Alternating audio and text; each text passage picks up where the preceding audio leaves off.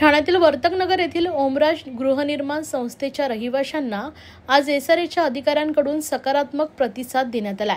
अन्यथा पुढील 8 दिवसात पुन्हा धडक देणार असल्याचं समन्वयक हेमंत धनावडे यांनी सांगितलंय.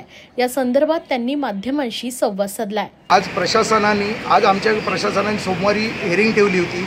आज हेरिंगमध्ये आमचे जुने विकासक राजन बांदलकर यांनी स्वतः प्रत्यक्ष येणं अपेक्षित होतं आणि शासकीय अधिकाऱ्यांना सांगायचं होतं की मी कशा प्रकारे विकास करणार आहे त्याने उपस्थिती न देता त्याने एक वकील पाठवला आणि वकील पाठवून वेळ मुदत मागत होता. त्याच्यावर आम्ही सगळ्यांनी ऑब्जेक्शन घेतलं आणि प्रशासकीय अधिकाऱ्याने आम्हाला पूर्ण सहकार्य केलं आणि त्याला स्पष्ट सांगितलेलं आहे की तुम्हाला वेळ देणार नाही, 12 वर्ष भरपूर झालेली आहेत आणि त्या अनुषंगाने प्रशासनाने आमची मागणी मान्य केलेली आहे आणि आमचे नवीन विकासक आहेत त्यांना 8 दिवसाच्या आत ते नियुक्तीपत्र देत आहेत.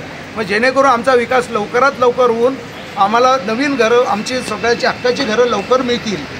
सर, साधारणतः गेले 12 वर्ष आम्ही सर्व झोपडपट्टीधारक, टोटल आमच्याकडे जवळजवळ 308 झोपडपट्ट्या आहेत आणि झोपडपट्टीधारक आहेत. तर 308 गेले 12 वर्ष आम्ही संघर्ष करत आहोत स्वतःच्या हक्काच्या घरासाठी. झोपडपट्टी पुनर्वसन योजना आम्ही राबवत आहोत.